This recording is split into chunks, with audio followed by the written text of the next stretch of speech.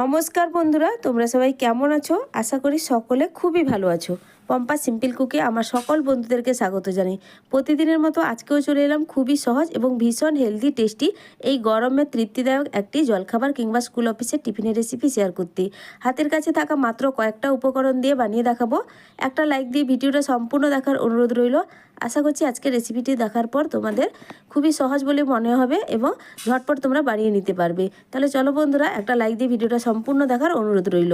আজকের রেসিপির জন্য সবার প্রথমে একটা মিক্সিং জারের মধ্যে দিয়ে দিচ্ছি ভেজানো মুগের ডাল। আর মুগ ডালটাকে আমি এখানে 4 ঘন্টার আগে ভিজিয়ে রেখেছিলাম। দেখো বন্ধুরা, খুব সুন্দর করে কিন্তু এখন ভিজে নরম হয়ে গেছে। এরপরে আমি ডালটাকে খুব ভালো করে জল ঝরিয়ে নিয়ে নিয়েছি। তারপর মিক্সিং জারের মধ্যে আমি ডালটাকে দিয়ে দিলাম। এখানে আমি চায়ের কাপের মাপ ধরে হাফ কাপ ডাল ভিজিয়ে রেখেছিলাম। তো তোমরা পরিমাণটা যতটা বানাতে চাও ঠিক সেইভাবে ডালের পরিমাণটা নিয়ে নিবে, বাড়িয়ে কিংবা কমিয়ে। আর ডাল ভিজে গেলে অনেকটা পরিমাণই বেড়ে যায়। দেখো বন্ধুরা, হাফ কাপ ডালে কতটা পরিমাণ এখানে ডালটা বেড়ে গেছে।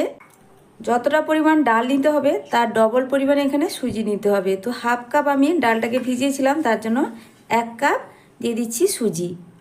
এবার দিয়ে দেব টক দই। ফ্রেশ টক দই এখানে আমি 4 চামচ দিয়ে দিচ্ছি। দই যে বাটিতে ছিল, দইয়ের বাটিটা ধুয়ে দিয়ে দিলাম সামান্য একটু জল। এখানে খুব বেশি জল দেওয়া যাবে না, যতটা কম দিয়ে এই সুজিটাকে বা ডালটাকে পেস্ট করে আনা যায় ততটাই ভালো।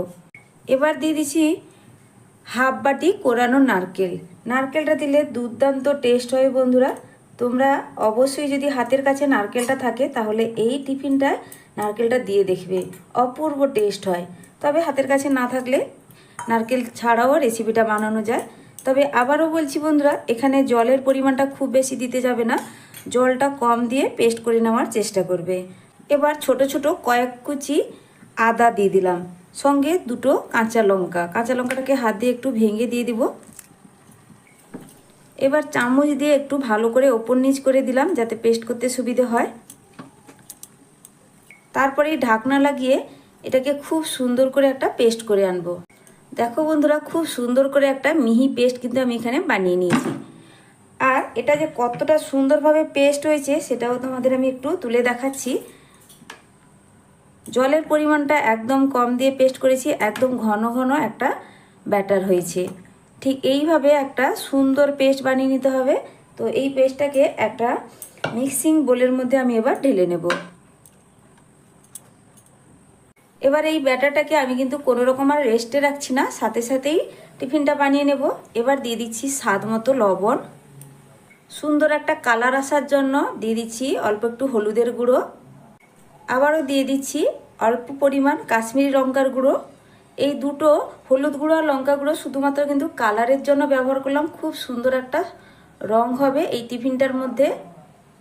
এবার খুব ভালো করে আমি এই মশলাগুলো মিশিয়ে নেব। এখানে তোমরা সামান্য একটু মিষ্টিও ব্যবহার করতে পারো।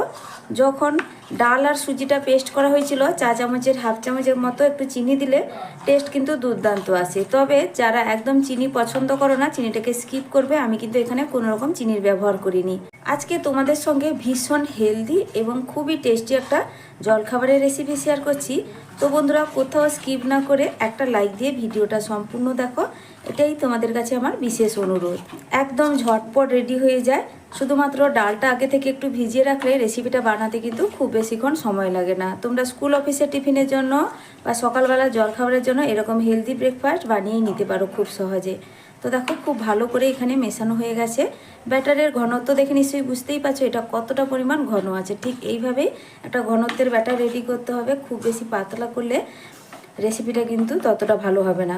এবার এখানে 3টে বাটি নিয়ে নিচ্ছি। 3টে বাটির মধ্যে অল্প করে তেল ব্রাশ করে দিতে হবে। যেহেতু টিফিনটা আমি ভাপে বসাবো, বাটির গায়ে এরকম তেলটা ভালো করে লাগিয়ে দিলে রেসিপিটা হয়ে যাওয়ার পরে কোনো রকম অসুবিধা হবে না বাটি থেকে তুলতে। প্রত্যেকটা বাটির গায়ে একইভাবেই আমি তেলটা লাগিয়ে দিচ্ছি। এখানে আমি 3টে বাটি নিয়েছি। যদি ব্যাটারের পরিমাণটা বেড়ে যায় বা 3টে বাটিতে দেওয়ার পরে যদি ব্যাটারটা বেশি হয়ে যায় তাহলে কিন্তু আবারও একটা বাটির ব্যবহার করব। প্রথমে 3টে বাটির মধ্যে তেলটা আগে লাগিয়ে নেব। তোমরা এটাকে যে কোনো পাত্রে বসিয়ে নিতে পারো বন্ধুরা। তোমাদের কাছে যদি কেক টিন থাকে বা যে কোনো স্টিলের পাত্রতে তোমরা এই রেসিপিটা ভাপে বসিয়ে নিতে পারো। তবে যে পাত্রতে তোমরা বসাবে সেই পাত্রের গায়ে প্রথমে একটু আগে ভালো করে তেল ব্রাশ করে নিতে হবে। আবারও সুজির ব্যাটারটা নিয়ে নিয়েছি। এবার এই ব্যাটারের মধ্যে আমি দিয়ে দিচ্ছি ইনো, আর ইনো পাউডার একটা প্যাকেট পুরোটাই এর মধ্যে দিয়ে দিব। দিয়ে খুব ভালো করে ইনোটাকে মিশিয়ে নিতে হবে। ইনোর জায়গায় বন্ধুরা তোমরা এখানে বেকিং সোডা 4 চামচের হাফ চামচও দিয়ে দিতে পারো। তো দেখো ইনোটা দেওয়ার পরে ব্যাটারটা কতটা পরিমাণ হালকা হয়ে গেল বা ফুলে গেল। খুব ভালো করে ইনোটা দেওয়ার পরে আমি মিশিয়ে নেব। তো এবার ব্যাটারটা একদম রেডি টিফিনটা বানানোর জন্য। তারপর যে 3টে বাটি আমি রেডি করে রেখেছিলাম তেলটা ব্রাশ করে, সেই বাটির মধ্যে এবার ব্যাটারগুলো একে একে দিয়ে দেব। ইনো মেশানোর পর বা বেকিং সোডা মেশানোর পর ব্যাটার কিন্তু বেশিক্ষণ রাখতে নেই, সাথে সাথেই টিফিনটা বানিয়ে নিতে হবে। তবে বাটিটা পুরো ভর্তি ভর্তি করে দিচ্ছি না, একটু করে দেখো বন্ধুরা বাকি রাখছি, কারণ টিফিনটা বানানোর শেষে দেখবে অনেকটা পরিমাণ কিন্তু এটা ফুলে যাবে।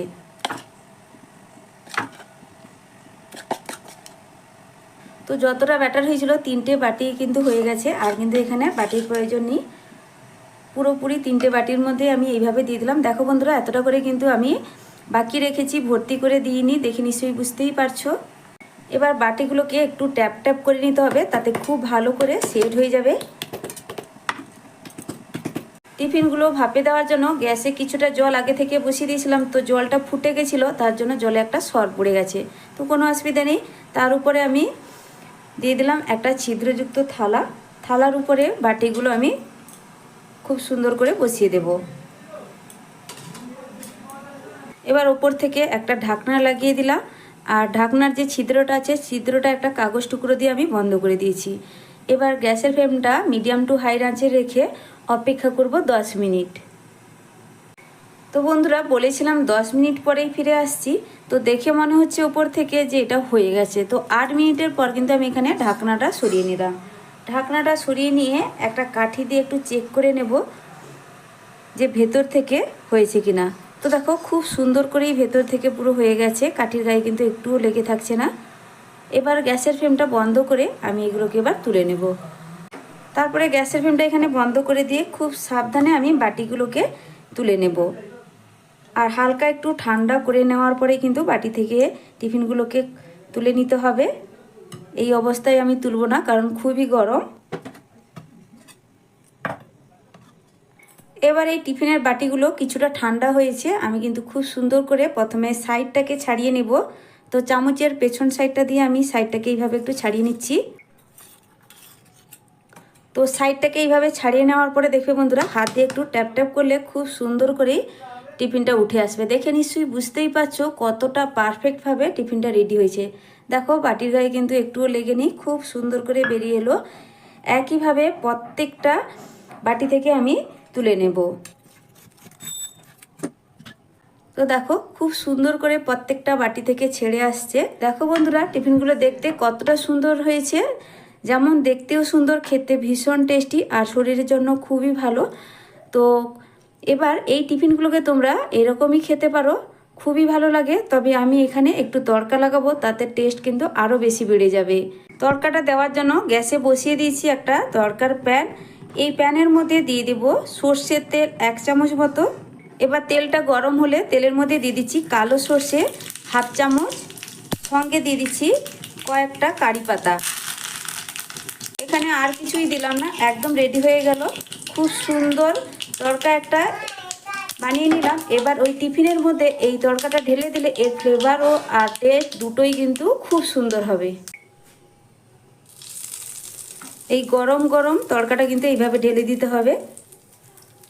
একটা টিফিন এবার আমি তোমাদেরকে এইভাবে কেটে দেখাচ্ছি, একটা ছুরি নিয়েছি। দেখো ভেতর থেকে কতটা পারফেক্টভাবে রেডি হয়েছে। আশা করছি দেখে নিশ্চয়ই বুঝতেই পারছো কতটা জালিদার হয়েছে। তো বন্ধুরা আমার এই আজকের টিফিনের রেসিপি তোমাদের কাছে যদি ভালো লেগে থাকে তাহলে লাইক শেয়ার সাবস্ক্রাইব করে আমার পাশে থাকবে। আজকের মতো টাটা, ফিরে আসি নতুন এক রেসিপি নিয়ে। তোমরা সকলে ভালো থেকো, সুস্থ থেকো।